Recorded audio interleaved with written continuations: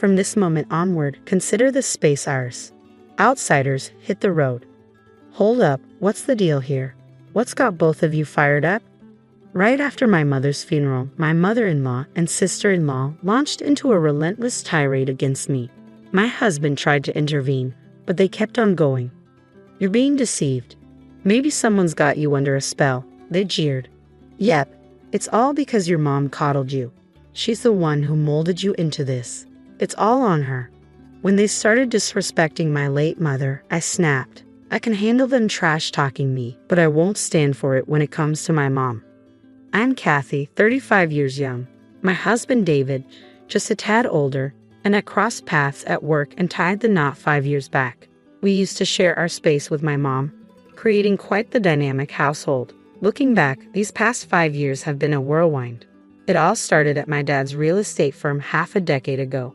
With a knack for understanding the ebb and flow of both people and money, I pursued economics in college and applied that know-how to my career. Yet, amidst my strides, there were whispers. Some attributed my success solely to my parentage, dubbing me the boss's daughter instead of acknowledging me by name. And then there was David, the golden boy of sales in the same company, drawing attention from all corners, leaving me on the receiving end of more than a few icy glares. Don't get me wrong, I'm not naive enough to claim all my achievements as solely my own. It's the collective effort of those around me. Still, it grated on me, being boxed in as just the boss's daughter. These trying times, my father passed away. With my brother stepping into his shoes as president, the disdainful glances directed at me only grew sharper. Must have botched something up if your brother's taking the reins now. Guess we'll just call you the president's sister, huh? Normally, I might have brushed it off, but in the wake of my father's funeral, those words cut deep. Mentally exhausted, I found myself grappling with a singular question. What do I truly desire? Even as I tried to soldier on, I felt a void, a lack of inspiration. And then, almost impulsively, I uttered those fateful words to my husband David. I want to be an investor. Instead of dismissing my seemingly outrageous aspiration, he stood by me, offering his unwavering support. When I confessed to my mom my desire to quit my job and delve into investing, her response stunned. You should have pursued what you love from the start, without fretting over your father. Despite the rawness of my father's passing, her words felt like a wake-up call. Previously consumed by the negatives, her smile ignited a newfound resolve within me, one that cared little for the opinions of others. Amidst the chaos of funerals, estate settlements, relocations, and a whirlwind of tasks, I embarked on my journey as an investor. It wasn't all smooth sailing from the get-go, but with the unwavering support of my calm and cheerful husband and my mother's encouraging presence, I pressed on. With a combination of my savings and my father's inheritance, my investments began to bear fruit. Over the years, my income soared far beyond what I earned at my previous job, leading to a deeply fulfilling life. Yet amidst this joy, two shadows loomed large: my mother-in-law and sister-in-law, constant sources of concern. My sister-in-law, 3 years senior to my husband and 4 to me, remains unmarried. Since David and I decided to tie the knot, her demeanor suggested she wasn't exactly thrilled. Even my mother-in-law seemed to view me as nothing more than a privileged daddy's girl, despite my equal footing in the workforce. Despite my father's CEO status, each visit to my in-laws was met with snide remarks. Being the coddled princess, I bet you're useless at housework. It's a woman's duty, you know. Spare David the trouble. Mother-in-law, my own mother taught me well, so I'm quite capable. Besides, with both of us working, David and I share responsibilities. It was his suggestion, actually. But my mother-in-law wouldn't hear of it. Even my sister-in-law couldn't contain her frustration in my presence, insisting it's absurd for a woman to marry yet make her husband do chores. After my father-in-law's passing, my relationship with my mother-in-law and sister-in-law took a nosedive. Must be nice, living off David's earnings and lazing about at home. I'm dealing with so much since my husband's gone. How come you get to live so carefree, Kathy? Mother-in-law, as I've explained before, I earn my keep as an investor. I'm far from idling. If you're truly struggling, I'd suggest finding a way to manage your own finances. Besides, having kids isn't the sole measure of a woman's worth. With my father-in-law's demise, my mother-in-law's fixation on money intensified. She seemed resentful of my perceived ease, despite my commitment to my work as an investor. Yet I wasn't inclined to hand over any cash. Every visit to the in-laws revealed more lavish purchases, making it clear where any allowance would end up. I loved David, a man of unwavering trust, and I chose to shield him from the truth about his family. There came a moment when I found solace in confiding in my own mother. Why can't I conceive? The weight of uncertainty as I approached 35, coupled with incessant inquiries from my mother-in-law about when will you start a family, became overwhelming. Her hurtful words labeling me as useless echoed in my mind, and I couldn't contain my frustration. So I poured out my heart to my mother, seeking understanding. Well, I had you when I was 35, so there's no need to worry. Timing is in God's hands, dear. He'll guide us when the time is right. Her comforting words lifted a burden from my soul.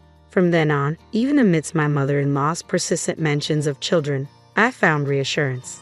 Children, after all, are a precious blessing. After enduring 5 tumultuous years, a sense of calm finally settled in. Then, unexpectedly, my world was rocked once more by the sudden passing of my mother. Struck by a subarachnoid hemorrhage, she, my guiding light, slipped away, leaving me engulfed in sorrow. David, my steadfast companion through years of shared life, seemed equally shaken. Despite his kindness and support, the funeral arrived before we could fully grasp the void left by my mother's absence. As mourners gathered to bid farewell to my mother, a former executive at the company my brother now led, among them stood my mother-in-law and sister-in-law. It appeared they had chosen a moment when David was absent. "No need for you to be here, Dolan," my mother-in-law remarked curtly, offering no condolences. They proceeded to sign the register, leaving me stunned by their callousness. Yet upon David's return, their demeanor shifted instantly. "You might be struggling, but Kathy's shock is likely even greater. You need to be there for her," they'd insist, seemingly mindful of my emotions. Later, as exhaustion from the whirlwind of recent days weighed heavily on me, the doorbell pierced the quiet of our home. My husband, ever considerate, answered it, assuming my mother-in-law and sister-in-law had come to offer support. Without a moment's hesitation, he ushered them inside. As they entered the living room, their glances towards me twisted into unpleasant smirks, and then came words I never expected. "From today onwards, this is our domain. Outsiders need to leave, Mom," David exclaimed, his surprise evident. My mother-in-law's words poured forth unabated. "Until now, we've tolerated your presence because your mom was here, but now, only jobless Kathy remains. If you let yourself be leached by such a woman, you'll ruin yourself. We'll move in with you, so you need to divorce Kathy." "Mom, what are you saying? Especially now, and what do you mean by jobless?" I've explained countless times that Kathy is an investor. When you say investor, it sounds like she has a real job, but let's be honest, isn't she just dabbling in stocks? How can such a woman be a wife? You could do so much better. Wait a second, what's all this about badmouthing Kathy? What exactly are you two insinuating? Kathy earns her own keep. Don't belittle her efforts. You're the ones being missiled. You've been under Kathy's mom's influence all this time. Haven't you been brainwashed? That's right, Kathy's turned out this way because her mom spoiled her. I can see why David defends her. It's her mom's fault for raising her like this. As my sister-in-law and mother-in-law continued their disparagement of my mom, my simmering anger finally boiled over. I could endure their insults directed at me, but I refused to tolerate any disrespect towards my mom. "Stop tarnishing the memory of my late mother," I seethed, leering at them. Yet they both grinned smugly, showing no hint of remorse. Fine, we get it. You don't want us talking about your mom, huh? Now that the mom who always sided with you and allowed you to be a recluse is gone, it must be tough to face the truth." My fists clenched, trembling with suppressed rage. Taking a deep breath to rein in my emotions, I prepared to fire back, but before I could speak, it was David who stepped in. "That's enough, Mom. Stop speaking ill of Kathy," David interjected firmly, addressing both my mother-in-law and sister-in-law. "Kathy isn't a recluse. She's a legitimate investor. My mother-in-law and I have been supporting Kathy's endeavors from the start. If Kathy were just fooling around, neither of us would have stood for it." Even my mother-in-law, sister-in-law, and I couldn't conceal our surprise at David's uncharacteristically stern tone. My mother-in-law seemed taken aback, scrambling to offer excuses. "Don't be so upset. Nevertheless, Kathy's lifestyle thus far has been sustained by your income, hasn't it? You've provided her with a privileged life, even buying her this lavish condo." Poor David. If you move in with us, we'll take care of all the household chores. Just give us a small allowance. That's all we need. Isn't that right, Mom?" My mother-in-law's words were cut short by David's flustered voice. "This apartment belongs to Kathy." "What?" My mother-in-law's incredulous cry filled the room, her surprise impossible to conceal. She scrutinized David with wide eyes, as if seeking confirmation. "This apartment belongs to Kathy. When did this happen? I never agreed to that. This apartment was part of my father-in-law's legacy, and Kathy inherited it. That's why the title is in her name. Besides, we split the living expenses evenly. I don't understand what you're insinuating, but Kathy earns more than I do." Both my mother-in-law and sister-in-law were taken aback by David's revelation. It was understandable. They couldn't have fathomed that I earned more than him. My mother-in-law's energy waned at David's words, leaving her looking like a deflated balloon. Taking the reins from her, my sister-in-law spoke up. "That's impossible. Do investors really make that much? Just by trading stocks as an individual? I can't speak for other investors, but perhaps Kathy has a knack for it. Regardless, the facts remain. How dare you undermine my beloved wife? This is our home. Stop kidding around, both of you. Leave now." Upon hearing David's words, my sister-in-law spiraled into panic. "What? Hold on. We came here expecting to move in today." "What?" Now it was my turn, along with my husband, to exclaim in surprise. "You sold our house. Why the sudden decision? You could have at least discussed it with me." We thought we could stay here, and we were strapped for cash. I quit my job, assuming you'd support us. If you don't let us stay, we'll be in serious trouble. Mom, please say something." With pleading eyes fixed on David, my sister-in-law shook her mother, who seemed frozen in shock. But the magnitude of the situation left my mother-in-law in a daze. My sister-in-law, her confidence shattered, now clung to me for support. "Hey, Kathy, I'm sorry. Please talk to David for me. We can't go on like this. You mentioned you sold your house, so you must have some money saved up, right?" I spoke coolly to my clinging sister-in-law, prompting her to lash out at me. "Don't act clever. Just because your investments turned out well, don't think you're above everyone else. Know your place. Enough is enough." David's voice boomed, drowning out even my sister-in-law's protests. He fixed a piercing stare on her as she fell silent. "Forget about the house. I won't even demand my share. Just leave right now." With that, my husband practically escorted his mother and sister out, firmly locking the door behind them. For a while, we could hear the persistent ringing of the doorbell and pounding on the door, but eventually the noise faded into silence. After that ordeal, word from relatives had it that my mother-in-law and sister-in-law had secured a modest apartment to rent and were now living together. Their old family home, nestled in a remote area, didn't fetch much on the market, given its location and the value of the land. My sister-in-law struggled to land a decent job, and their funds quickly dwindled. Despite their repeated attempts to rely on David and me, we firmly shut the door each time. They resorted to selling off their designer possessions and now reportedly scrape by with part-time jobs, working tirelessly from dawn till dusk. Meanwhile, I've enjoyed the freedom that comes with being an investor, no longer subjected to hurtful remarks. And as my late mother had foretold, we're preparing to welcome a new member into our family next year.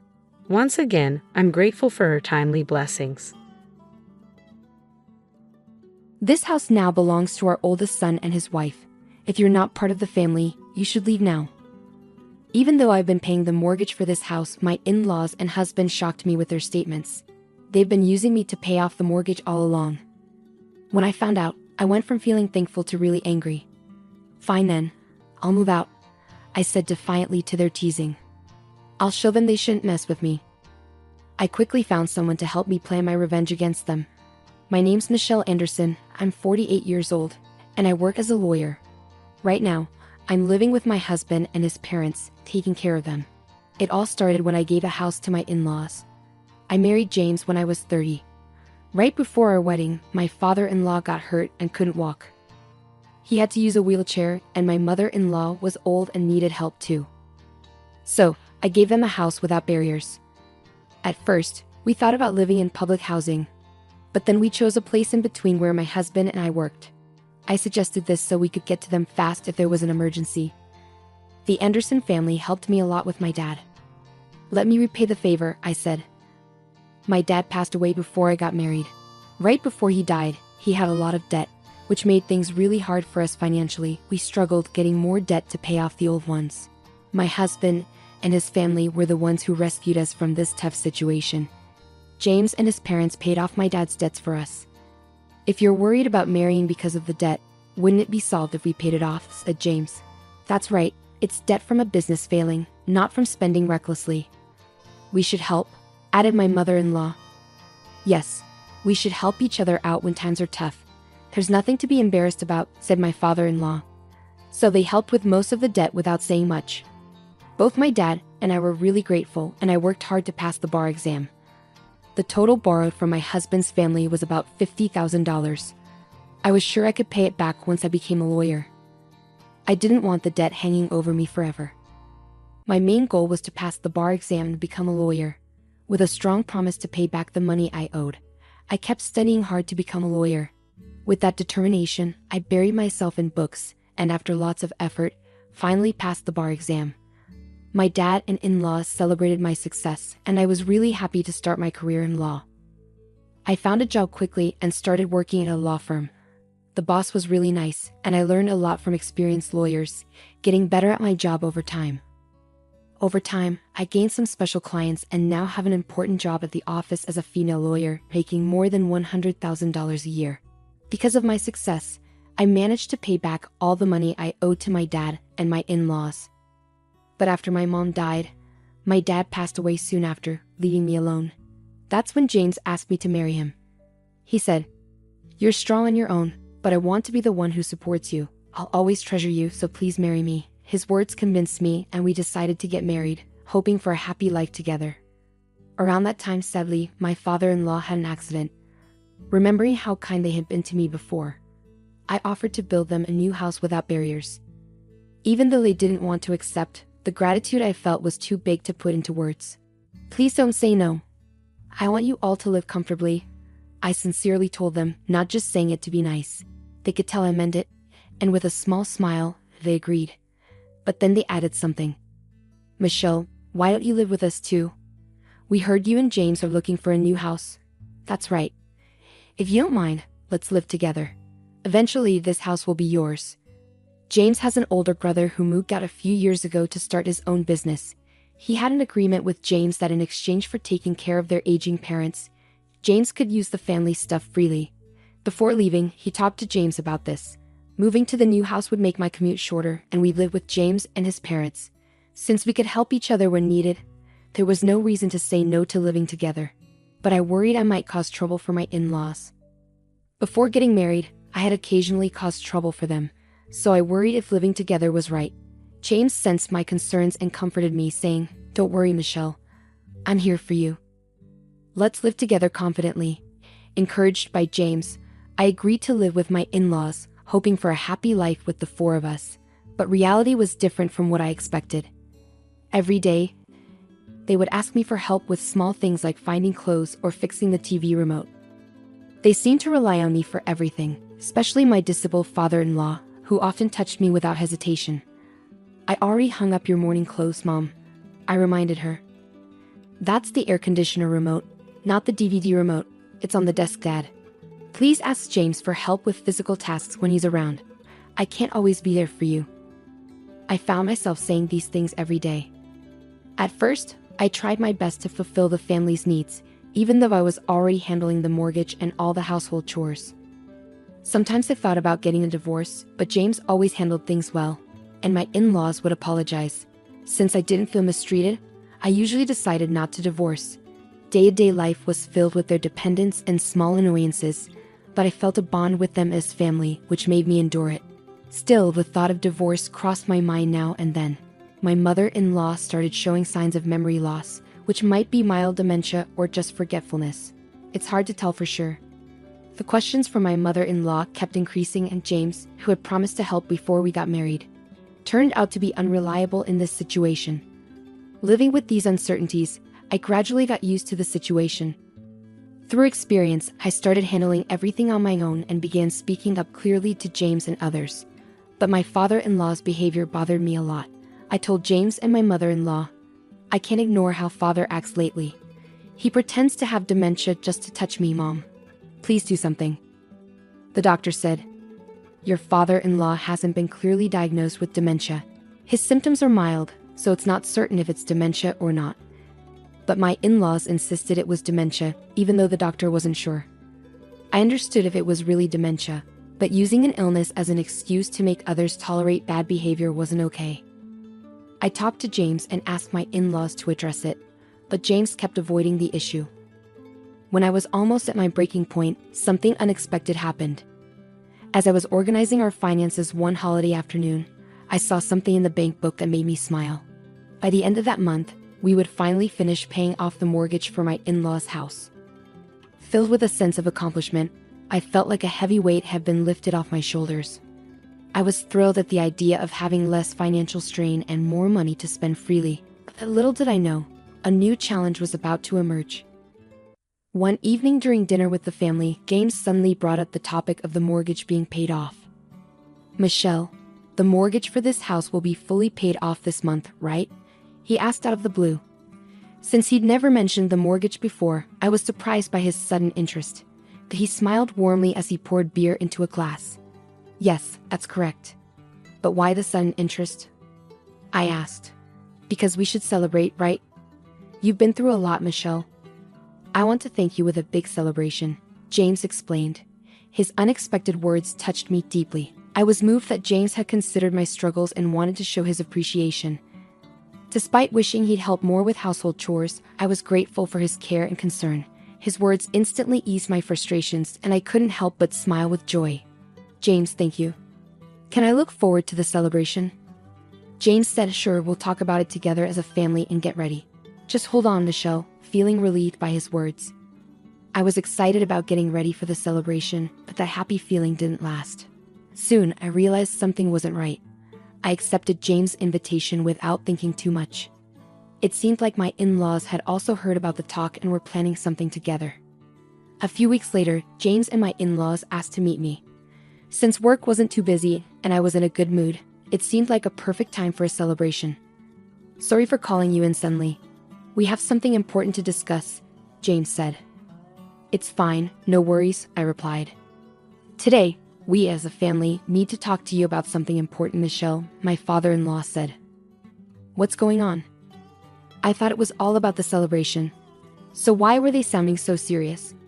Hoping they just talk normally, I decided to listen. Well, now that the mortgage payments are ending, we want you to move out, they said. What? I couldn't help but sound surprised. They wanted me to leave once the mortgage was paid off. What did they mean? Was it a mistake? The unexpected words made me think it must be a mix-up. I couldn't understand what James was saying, and I couldn't find the right words to respond. I was just confused. Seeing me like that, my in-laws didn't want to wait for me to figure it out and started explaining. We sold this house to our oldest son and his wife. My father-in-law told me. What? I exclaimed, shocked to the core. My mind was spinning, struggling to grasp what was happening.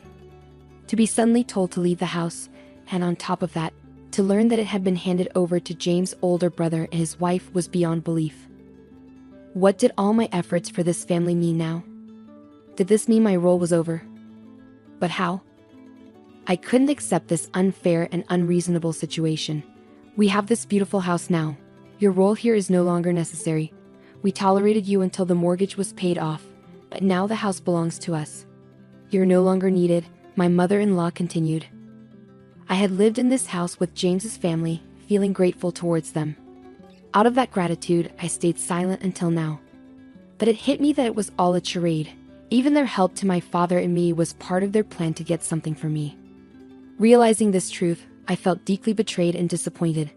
Being suddenly estranged from a family I trusted was a crushing blow to my mental well-being.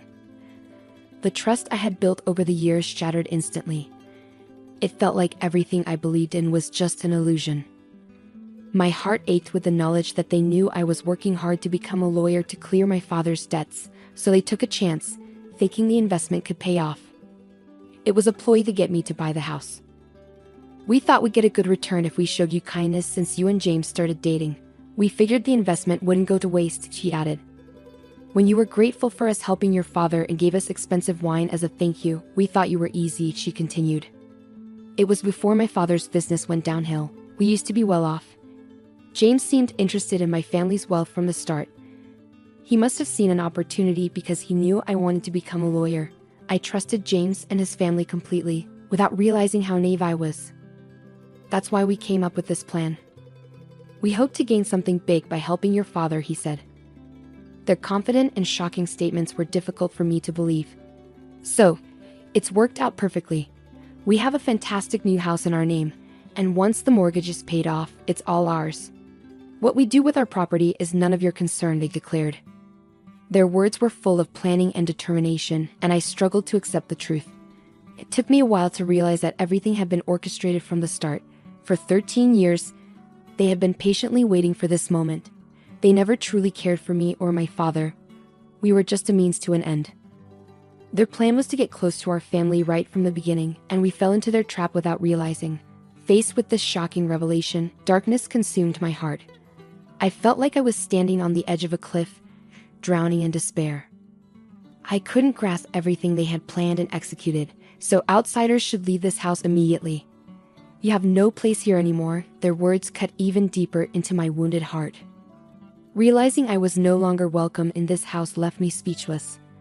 This place, once filled with peace, love, and warmth, now felt empty and cold. A chapter of my life had closed, and I was about to embark on a new, lonely journey. Your belongings need to be packed, James. You can't leave immediately, or you'll be in trouble. Let's do it tomorrow. I'll give you until then to pack properly and leave, my mother-in-law declared. This house now belongs to the Anderson family, my father-in-law added. And I'll get the divorce sorted out. There's no point in us staying together anymore, and I'm tired of your complaints. Make sure you've signed the papers by the time you leave this house tomorrow, James said. The words Anderson family hit me hard. It was now crystal clear that I had never truly been accepted by them. Was I treated unfairly, forced to work tirelessly and juggle house chores and my job because I wasn't seen as part of the family? All my doubts blended together, leaving me with only a bitter smile. I was fooled by your family right from the start, I whispered. That's right. Are you stupid? Don't you understand? James snapped. His words shattered something inside me. I lowered my gaze, then slowly lifted my head, forcing a smile as I gave an unexpected reply to my in-laws. Then I'll leave, I said. My heart couldn't find a reason to stay with the Anderson family anymore. All those days were filled with deceit. From now on, my life will take a new path. As I suddenly showed a cheerful face and decided to leave the house without a heavy heart, my in-laws couldn't hide their surprise. Quite obedient, aren't you? Got something up your sleeve? My mother-in-law asked suspiciously. No plans, I replied. Hearing such an unbelievable story, I felt like my life had hit rock bottom, and my love for their family disappeared in an instant. I'll pack up my things right away and leave. I'll sign the divorce papers properly. My lawyer will get in touch with you about dividing the property. Goodbye and thank you for everything, I said without waiting for my in-laws' response.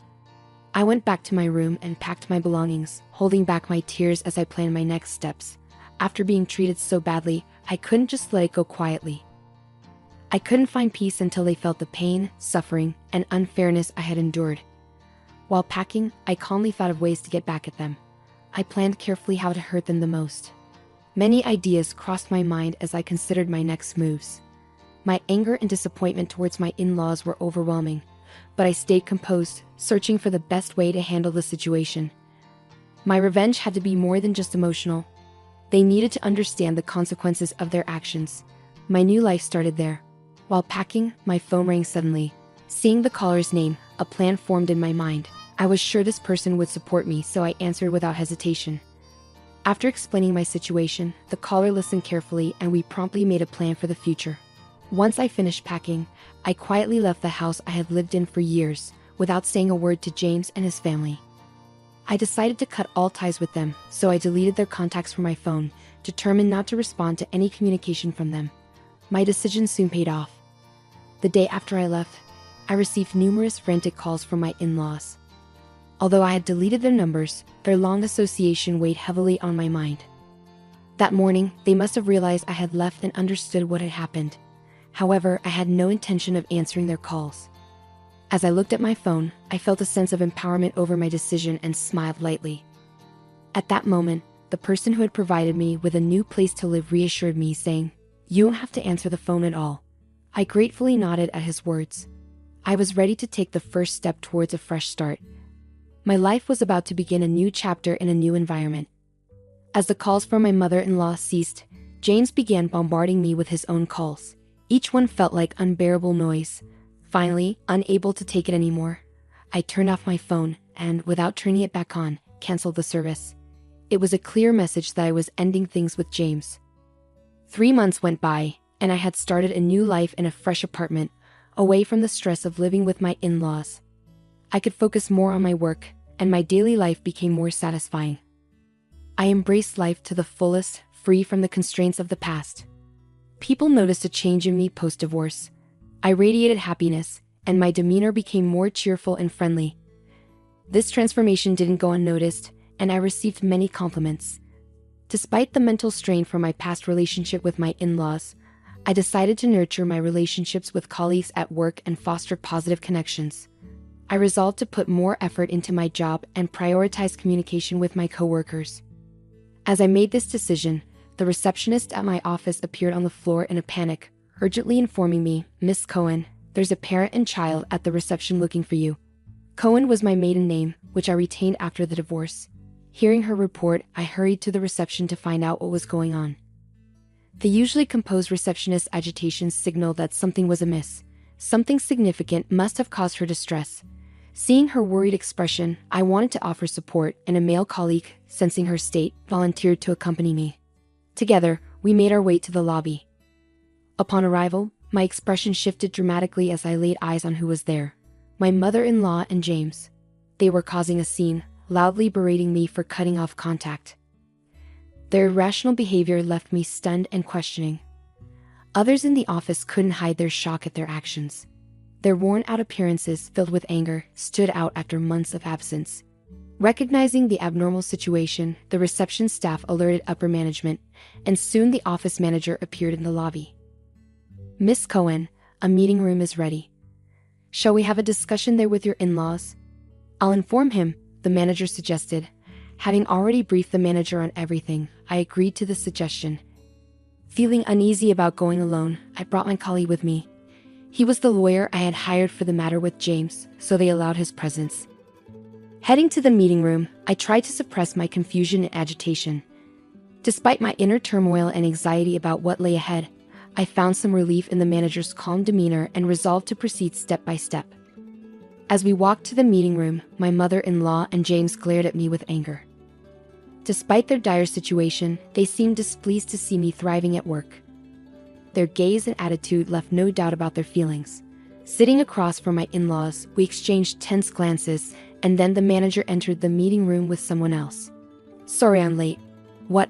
Why are you here?" The person the manager brought was James's brother, my brother-in-law. He stood there, glaring at the two with an angry expression. "There's nothing to say. You guys have really done something ridiculous." My brother-in-law used to be a gang leader in his youth, but now runs his own construction company. His employees call him boss, and he can't stand unjust behavior. When I lost my place to live, he helped me out for several weeks in a women's dormitory. He was already aware of the situation with my in-laws' house and, after hearing the details, offered his support right away. Why didn't he know when my in-laws told me to leave the house? They said they had sold it to their eldest son and his wife. I found out everything from Susan and confirmed it. You didn't think you could do such a horrible thing to Michelle and get away with it, did you? As soon as Susan's name was mentioned, James and his mother looked astonished. Susan, his wife and the mastermind behind this incident, had always harbored hostility towards me. Despite my brother-in-law's wishes, she had been a housewife up to this point. It wasn't my brother-in-law's instruction, but her own decision. She believed women were meant to be homemakers, as her own parents had been. So housekeeping was natural for her, and she saw women who defied this as not real women. When Susan saw me, she probably viewed me with envy. My dedication to work for nearly 40 years might have seemed dazzling to her. Additionally, Susan wasn't skilled at cooking. Even my brother-in-law and father-in-law had asked my mother-in-law to teach her, as I had heard from James. On the other hand, I managed household chores well while balancing my job. Perhaps she envied my ability to handle everything efficiently. Every time Susan encountered me, she made snide remarks. She accused me of neglecting household duties or leaving them to my husband, hurling harsh words at me for decades. However, my brother-in-law always intervened, which likely added to Susan's dissatisfaction. He supported Susan's desire to work and helped with household tasks. Susan's inaction in improving her situation was her own choice, and it was unfair for her to take out her frustrations on others. When my brother-in-law warned Susan, she redirected her discontent towards me. Susan confessed that she had orchestrated the entire plan to take over the house and pressure me into buying it. She manipulated my mother-in-law and father-in-law to execute this scheme. They'd probably believed they could obtain their own house and continue pretending to be senile, leaving me unable to object. They had found ways to orchestrate the plan without involving my brother-in-law, whom they couldn't contact because of Susan. James had also accepted a reward for assisting them in this scheme, making them all accomplices. The only person unaware was my brother-in-law, who would have stopped such foolish actions if he had known. This likely filled him with regret, explaining why everyone behaved timidly whenever he visited. When my brother-in-law came over, my parents-in-law didn't take any action, likely fearing the consequences if he found out about the situation. The manager and my colleagues watched my in-laws with astonishment. So, how do we proceed? I have no intention of forgiving even a fraction of the insult I received, let alone the trouble caused to Michelle, I stated firmly. But it was Susan's suggestion, James protested. That's right. We were just misled by clever words. It wasn't intentional, my mother-in-law added. At James' statement, my patience wore thin. I stood up, my face burning with anger, and yelled at my mother-in-law and James. How can you claim innocence after such a betrayal? Do you have any idea how much pain I've endured in these 13 years? My suppressed emotions burst forth, and tears of anger and frustration streamed down my cheeks.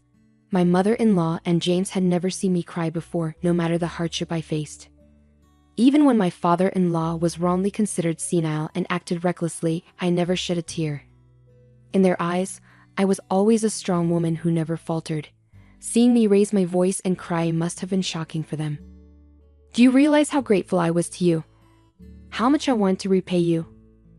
And now to discover that your care for my father was driven by such selfish motives. I may forgive you, but I will never forget. With those words as a cue, my brother-in-law brought someone into the meeting room, a man in a black suit. He sat opposite us, his gaze fixed on my in-laws. He will have to take responsibility for this, he declared. Faced with this unexpected turn of events, my mother-in-law exclaimed in surprise. This man is my lawyer, hired by my brother-in-law. He is a respected attorney in our office, like a mentor to me. We intend to seek compensation for the unfair treatment I've endured, I explained. What do you mean? It's pointless to dwell on the past now, James argued. The past is irrelevant now. The lawyer, who had been quietly listening to my in-laws, adjusted his glasses and calmly refuted them. The current evidence and the basis for the future claim of damages make the lawsuit fully feasible, especially since there was no agreement not to claim property at the time of the divorce. In this case, there is no specific time limit for claiming compensation. As he spoke, the lawyer took out a SSD from his pocket, leaving my in-laws confused. What is that? My mother-in-law asked. This is the record Michelle has been keeping. Her PC was equipped with a camera for remote meetings, and all your wrongful actions have been saved as data, the lawyer explained. My in-laws' expressions turned pale upon learning this truth. Michelle mostly worked in the living room, didn't she? Modern laptops often have built-in cameras, and your harassment in the living room has backfired, the lawyer said before pocketing the SSD. He then turned to my in-laws, stating firmly, the ownership of the house is already in Michelle's name, and your eviction is just a matter of time. We will proceed with legal action promptly, so please prepare the funds. Wait, you're saying it's changed to her name? James reacted to the lawyer's statement. In response, my brother-in-law raised his voice. I asked Michelle to change the ownership to her name. Thanks to you putting it in Susan's name without permission, the change was surprisingly easy. Anything to say about that? My brother-in-law taunted James with a mischievous smile. James, who had never won a fight against his brother since childhood, couldn't argue back. and my mother-in-law also remained silent. I will also properly bill you for all the expenses involved in that transfer. That's only fair, right? After all, it was your wrongful actions. If you don't deal with what you've started, we'll be in trouble too, said my brother-in-law, folding his arms and standing imposingly. Wait, you're saying it's changed to her name? He added sternly, throwing the words at them. The two were left speechless before my brother-in-law's firm demeanor. He had also informed Susan, his wife and the mastermind behind this ordeal, about the situation. After resolving this matter, he expressed his intention to divorce her over the phone. I'm really sorry for involving you in this, Michelle. Even though I didn't know, I will support you fully until you are satisfied. Let me know any requests you have. It's my family who did this, so I have a responsibility too. My brother-in-law apologized sincerely, and I nodded in gratitude. This outcome was a significant achievement for me, especially considering that the maximum amount for moral harassment compensation is usually around $30,000. I felt nothing but gratitude. Fortunately, the house was returned to my possession within a few days. With my brother-in-law's supervision, the furniture and appliances were also moved back, and everything was successfully recovered. Currently, the house is being used as a rental property. It's too big for me, and with its good location and accessible features, it seemed wasteful not to utilize it. Following my brother-in-law's advice, I started renting it out. Susan is busy with work, trying to pay off her debts. Following my brother-in-law's instructions, she works tirelessly from morning till night, and my mother-in-law and James are in similar situations. My father-in-law, unable to work due to his disability, contributes from his pension towards the debt repayment, and they seem to be leading a challenging life. I feel relieved knowing my brother-in-law is a reliable person. Years have passed since then, and I continue my work as a lawyer. Thanks to my brother-in-law, the monthly payments are going smoothly, and it's expected to be paid off by next year. Despite often contemplating giving up amidst the hardships, I held on to the belief that my efforts would be rewarded someday. That belief has become a reality, and I live each day with gratitude. It appears our working styles just aren't compatible. Starting tomorrow, there's no need for you to come in, I declared, feeling I had reached my breaking point. I couldn't continue working under such leadership any longer, so I made my decision on the spot. Understood. I'll tender my resignation effective immediately. Thank you for the opportunity, I replied calmly, though inside I lamented leaving a job I once cherished. As I adjusted to the hectic pace of my days, a new clerk approached me with news of a visitor. Curious, I made my way to the reception room, where I found Samantha waiting. John, please reconsider returning to our company, Samantha implored, surprising me with her humility. Gone was the stern, demanding figure I once knew. My name is John Baker, and I have been dedicated to our boutique couture shop in this small town for 20 years. Despite its couture label, our clientele for bespoke items has diminished, prompting us to expand our offerings to include suits, shirts, and even school uniforms to sustain our business. Despite the changing landscape, I've always cherished our shop for its strong community roots and values. However, the atmosphere shifted when our long-standing president fell ill. He was the visionary behind our establishment, but as his health declined, his granddaughter Samantha Smith, with no prior industry experience, assumed leadership. While the transition occurred smoothly, Samantha's approach to management left much to be desired. I found myself particularly singled out by her harsh scrutiny. Samantha, how are our sales faring recently? I urge you to secure new contracts promptly, she demanded, clearly irritable. I've been actively seeking opportunities, but it's challenging to attract clients interested in couture. The decline in demand is evident, and our traditional couture model is facing challenges, I explained, attempting to provide context. However, Samantha's response was unforgiving. I don't want excuses. It's not a matter of impossibility, it's a matter of effort. Until you bring in new contracts, merely servicing existing clients won't suffice. I expect you to expand our client base, she retorted with a heavy sigh, leaving little room for discussion. Don't assume you're here indefinitely. Spend more time networking outside. Don't return until you've clinched a contract, Samantha commanded, rising from her seat, her designer bag and impeccably tailored suit serving as symbols of her authority as the company's president. However, her penchant for spending work hours at spas and salons eroded the respect of her employees. Taking a break, Miss President? We have a 3:00 p.m. meeting regarding the uniforms. I interjected, only to be met with Samantha slamming her bag onto the desk with a resounding thud. A break? Let me make this clear, a president doesn't take breaks. It's frustrating to be lumped together with regular employees. Opportunities can arise unexpectedly, and it's crucial to maintain a visible presence. Think before you speak, she reprimanded sharply, before briskly making her exit, the glimmer of her ostentatious diamond necklace almost blinding in its brilliance. As the lunch break commenced, I hastily devoured my meal, reminiscing about the days when leisurely lunches were the norm before the previous president's departure. Since Samantha assumed control, the luxury of idle chatter and shared takeout had vanished. Instead, there was an unrelenting emphasis on performance metrics and contract acquisition, with Samantha often remarking, "If you have time for lunch, you have time to sell." It was a stark departure from the camaraderie we once shared, leaving me wistful for those bygone days. However, sentimentality must take a backseat today. Amidst my packed schedule of client visits, securing a new contract is imperative. While skipping pleasantries with established clients could potentially increase sales visits, I remain steadfast in my belief that nurturing personal connections is paramount. There's a unique joy in collaborating with trusted tailors and selecting couture pieces together, fostering a sense of trust that transcends mere transactions.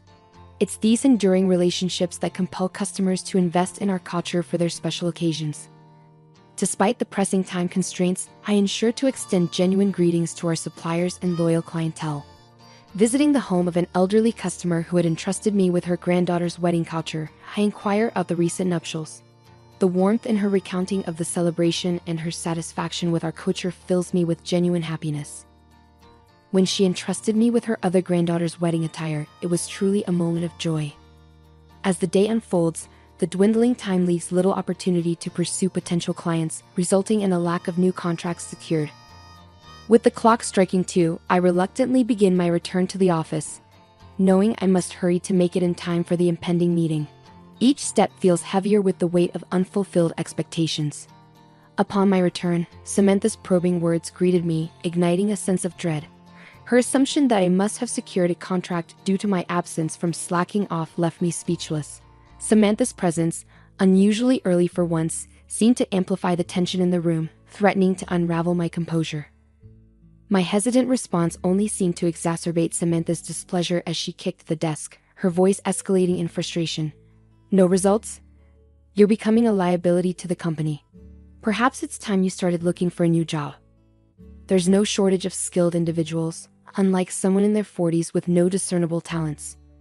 Her words stung, fueling my irritation as I reluctantly shared the modest progress I had achieved. Despite the positive feedback from a client who expressed interest in utilizing our services again, Samantha's reaction was far from encouraging. "And when will this potential sale materialize? How many items? At what price point? Is this a one-time occurrence or a recurring agreement?" Samantha's interrogation continued, her tone devoid of warmth or understanding, further deepening my frustration. "Listen, you seem to confuse socializing with sales. Sales isn't complete until the product is delivered and the invoice is sent. It serves us no purpose to inflate the significance of your casual conversations and boast about them." Though I felt the urge to retort against Samantha's assertion, the reality remained that I had failed to secure any new contracts. Determined to prove her wrong, I resolved to redouble my efforts and secure a contract the following day. As I began organizing for the impending meeting, Samantha unexpectedly interjected. "Change of plans. I have an appointment to attend, so let's postpone the meeting report until tomorrow," Samantha announced, already preparing to leave. Caught off guard, I couldn't help but question her decision. "Wait a moment, I was under the impression we had a meeting scheduled for today. If we don't confirm and proceed with the orders now, we risk missing deadlines. Your presence as the president is crucial. Is this appointment truly unavoidable?" I queried, met with an unmistakably irritated expression from Samantha. "It's an important dinner engagement. I don't have time to spare on this matter, so I'm leaving now," Samantha asserted, her tone brisk as she made her way towards the exit. Just before departing, she turned back to address me. "Remember, your job isn't finished after the meeting. Once the orders are placed, go out and secure at least one new contract. And don't expect any overtime pay, so give it your all," Samantha remarked with a hearty laugh before exiting, leaving behind a puzzled meeting attendee who had expected the president's presence. However, I managed to reassure them and salvage the situation. In our small-scale company, trust is paramount. This was a principle instilled by the previous president, who led by example, always attending sales meetings and diligently overseeing deliveries. It was this commitment to service that garnered trust from our community, sustaining our business thus far. Yet lately, I sensed a decline in that trust. Determined to restore it, I resolved to handle the situation with integrity and secure orders as usual. After seeing off our business partners and gaining their understanding, I immediately began preparations for further sales visits. I'll be stepping out for a while, so feel free to leave when you're ready. Thank you all for today, I announced to my colleagues, eager to take proactive steps towards rebuilding trust in our company. It was already nightfall, the workday long over, as I exchanged greetings with a few remaining colleagues before embarking on my sales rounds. The following day, I arrived at the office with renewed vigor. The previous day's cold calls had yielded promising results. I had engaged with a potential client interested in revamping their company's uniforms. Though not a major corporation, our conversation flowed smoothly, culminating in the agreement of a contract on the spot. While the initial order only encompassed summer apparel and winter sweaters, the prospect of nurturing this client relationship could lead to lucrative opportunities, including renewals and referrals to other businesses. Aware of the potential of such connections, I felt buoyant, anticipating a positive report to Samantha. However, my optimism was short-lived. Samantha, who arrived slightly late, summoned me immediately. "John, don't we have a report from yesterday's meeting? And I want to hear about your subsequent activities." "Certainly, I'll provide the report now," I responded, approaching Samantha with a sense of eagerness. Yet, upon reaching her, I noticed her rubbing her temples wearily. "Are you all right? You seem unwell, Miss President." "Just proceed," was her curt reply.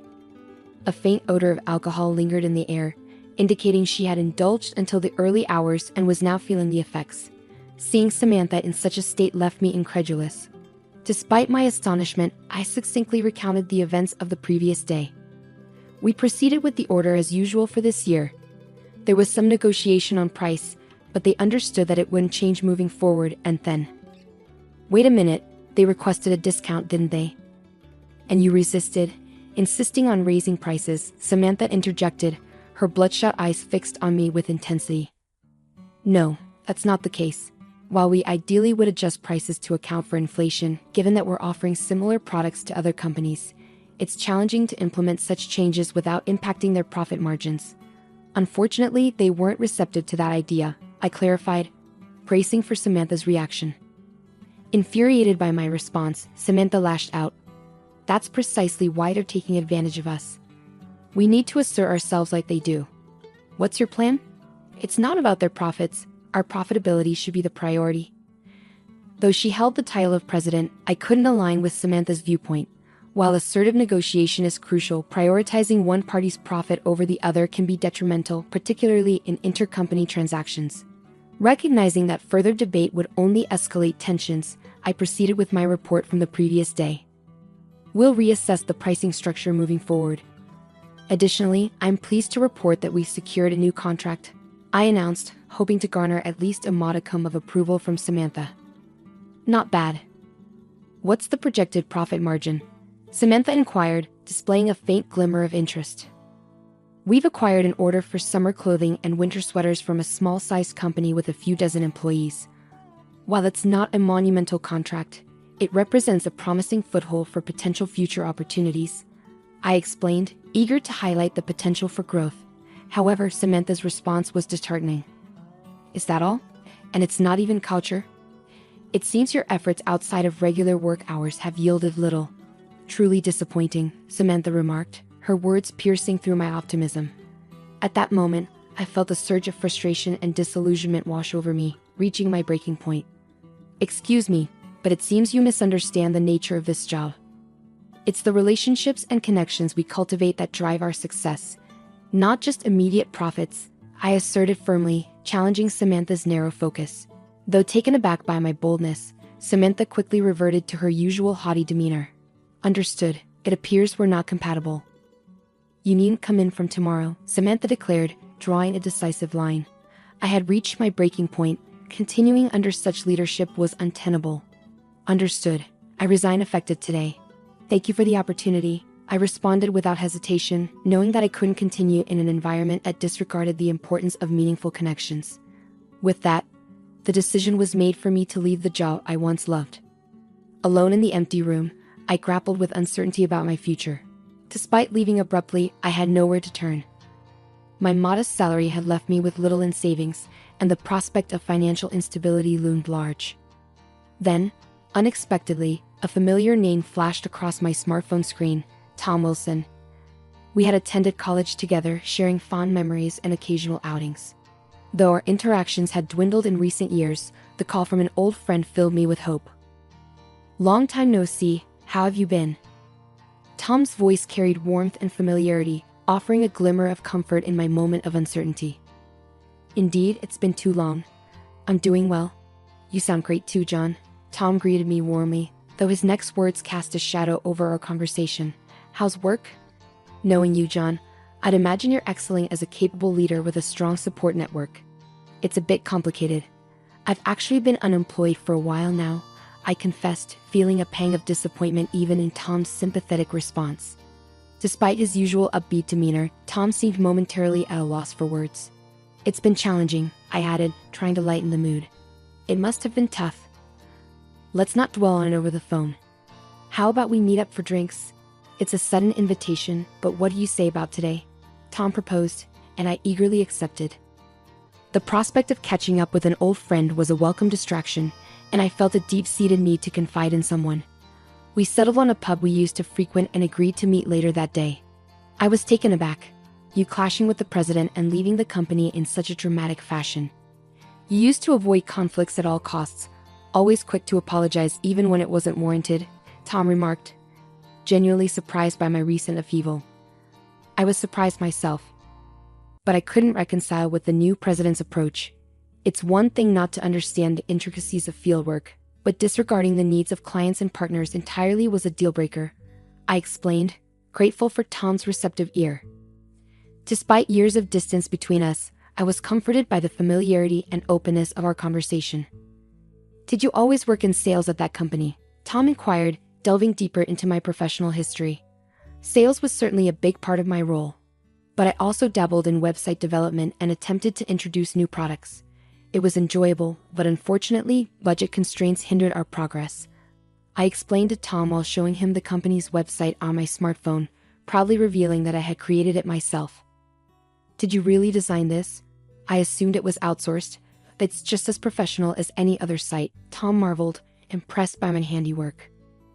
The previous president emphasized the importance of a website that would appeal to younger demographics, so I dedicated myself to learning. While couture is undeniably beautiful, the industry is facing challenges.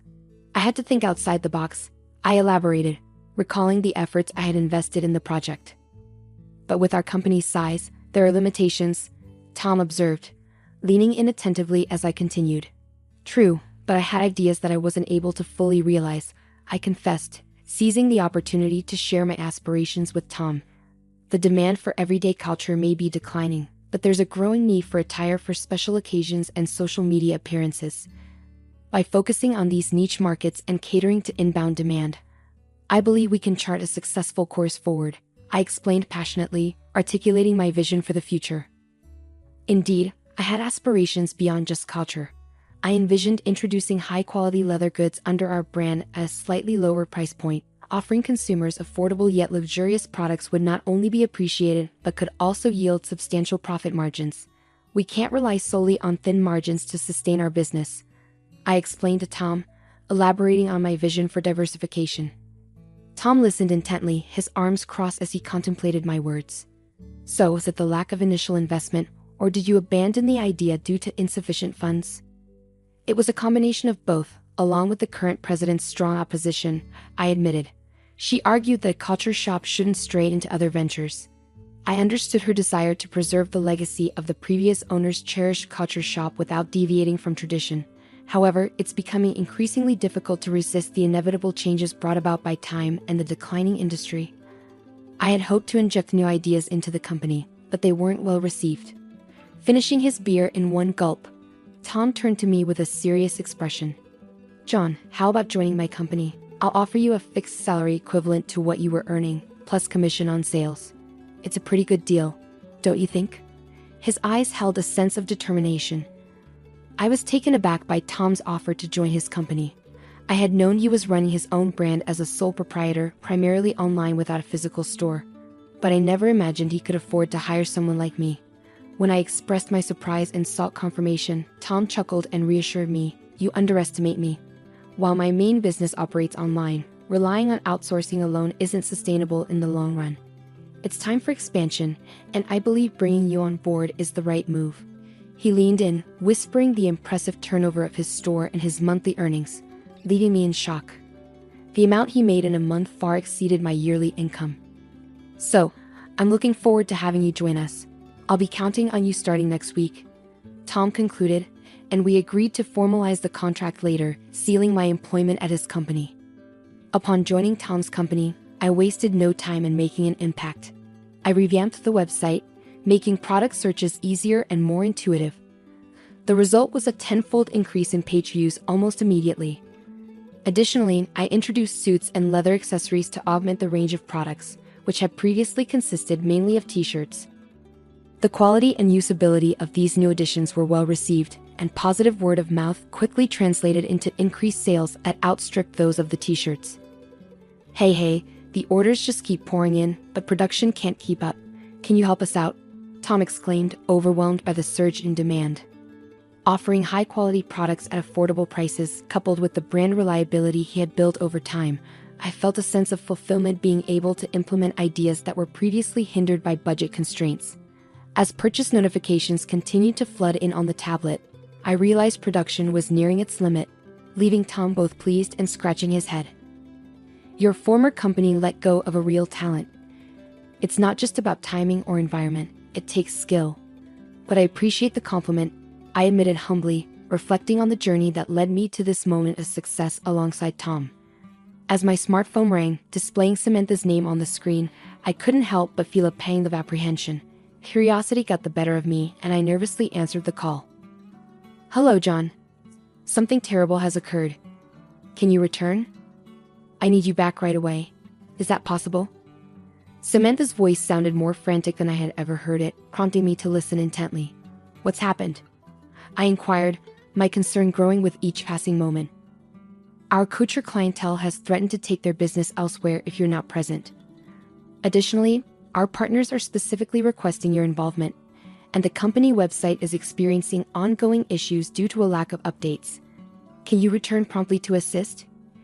Even though I had parted ways with the company, I responded courteously. "I understand the urgency, but I don't believe it's appropriate for me to directly engage with clients anymore. However, I'm willing to address the website and system issues on my next day off." I didn't formally hand over that responsibility, so I accept full responsibility for any oversights, I explained calmly, attempting to offer a reasonable solution. Despite my efforts to accommodate, Samantha's response indicated dissatisfaction. "What you mean? Just come back. Considering everything the company has done for you, why are you hesitating?" Samantha's tone was a mix of urgency and frustration. "I was let go from the company. Are you suggesting a rehire?" I questioned, trying to clarify the situation. "Don't be so arrogant. I assume you're struggling financially now, right? I can offer you the same salary as before, so there's no need to worry," Samantha retorted, her tone dripping with condescension. "Apologies for the interruption," Tom interjected, unable to contain his laughter. He mimed a gesture of encouragement, silently urging me to stand my ground against Samantha's presumptuous offer. "Do you have any idea about my current salary? I likely earn in a month what you make in a year. In fact, my current salary could surpass the annual revenue of my former company within just a few months," I calmly asserted, making it clear that financial incentives weren't a compelling reason for me to return to my old workplace. Despite cherishing memories from my previous job, I found fulfillment in my current position and had no desire to work under such leadership again. After politely bidding Samantha farewell, I ended the call. Since joining Tom's company, our operations had grown exponentially. With my contributions, we forged partnerships with outsourcing firms and attracted new talent, leading to rapid expansion. Witnessing the success of products I helped develop being embraced by consumers and shared across social media, I felt a profound sense of satisfaction. Amidst my hectic schedule, I was interrupted by a message from a newly hired clerk informing me of a visitor. Intrigued, I made my way to the reception room, where I was surprised to find Samantha waiting. "John, I'm begging you, please reconsider coming back to our company," Samantha pleaded, her desperation palpable. Despite her earnest plea, I remained resolute in my decision to move forward and declined her offer. "What happened?" "Let's hear the details first," I urged Samantha, guiding her to sit on the sofa. She appeared visibly worn out, a stark contrast to her once vibrant demeanor. "Since you left, we've been hemorrhaging customers. It's not just individual clients. Even our corporate partnerships are crumbling. I can barely cover the employees' salaries anymore. If things continue like this, we'll be forced to shut down the shop." "I need your help," Samantha confessed, her voice tinged with desperation. While I couldn't help but sympathize with Samantha's plight, it was clear that she had brought this situation upon herself by prioritizing profits over communication and relationship building. It was inevitable that partners would abandon ship if they felt neglected. "I'd like to assist, but I'm currently overwhelmed with responsibilities at my current company. I'm sorry, but I can't offer you immediate help," I responded, regret lacing my words.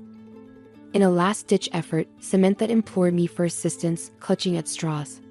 "Samantha, it's time to gather your strength. Have you exhausted all possible avenues? Now is the moment to take decisive action. Rebuilding trust requires face-to-face interactions, understanding their needs, and showing empathy for their concerns. Please dedicate yourself to what you've neglected until now. It's the only way forward," I advised firmly yet empathetically. With newfound resolve, Samantha wiped away her tears and nodded resolutely. "You're right. I've made mistakes, but I'll start rectifying them from this moment onward." As I reflected on Samantha's plea for help, I couldn't shake the feeling of powerlessness that gripped me. Despite my genuine desire to assist, the prospect of starting anew seemed daunting and nearly impossible. Thoughts of the predecessor to whom I owed so much weighed heavily on my mind. I was determined to prevent the beloved company from succumbing to bankruptcy, but amidst the demands of my current responsibilities, I struggled to conceive of any actionable solutions. Frustrated, I bit my lip, grappling with the enormity of the situation. Several years had passed since I joined Tom's company, and during that time, our growth had been exponential. With each expansion came an increase in the number of companies we engaged with. "John, what do you think of this?" "I believe it would be perfect for an important dinner date," Samantha proposed eagerly, seeking my opinion. "It's fantastic.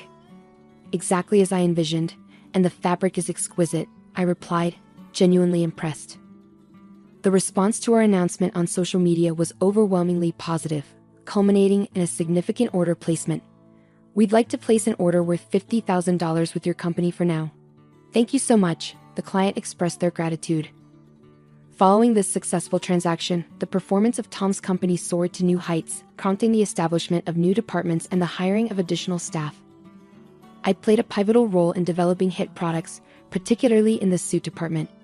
By infusing culture designs and fabrics as accents into our suits, we garnered praise not only from domestic customers but also from international clientele, expanding our market rapidly. The challenge of securing a steady supply of quality fabric and forging connections with culture-focused companies led me to reach out to Samantha for assistance. To my surprise, Samantha not only sourced the fabric we needed, but also provided invaluable consumer-oriented suggestions, resulting in a product that exceeded our initial expectations. "I truly appreciate your help, Samantha." "Thank you," I expressed my gratitude, noting the slight blush that colored Samantha's cheeks. "Have my efforts made a difference? I've learned so much from you, John." Despite holding the title of president, I realize now how misguided I was in my approach. I was consumed by a desire to assert my authority in an industry I knew little about. It was a grave mistake. But thanks to your guidance, I've learned the importance of fostering relationships with employees and partners, ultimately earning the trust of the community. "I'm confident that my company will continue to thrive," Samantha reflected sincerely. Meanwhile, Tom, who had always been immersed in his work, found himself embarking on a new chapter as he tied the knot with a significant partner. As I witnessed Tom's happiness on his wedding day, I couldn't help but share in the joy as if it were my own. "Congratulations, you're absolutely radiant," I exclaimed, admiring Tom's appearance. "Well, it's all thanks to the impeccable design of this suit. I just hope I can live up to its elegance," Tom replied with a chuckle. Sharing in the laughter, we exchanged heartfelt wishes, savoring a moment of joy that illuminated the routine of our everyday lives and transformed a fleeting occasion into a cherished memory. It was a reminder of the transformative power of clothing, and I felt privileged to be part of an industry that wielded such influence. With renewed determination, I resolved to continue crafting work that brought beauty and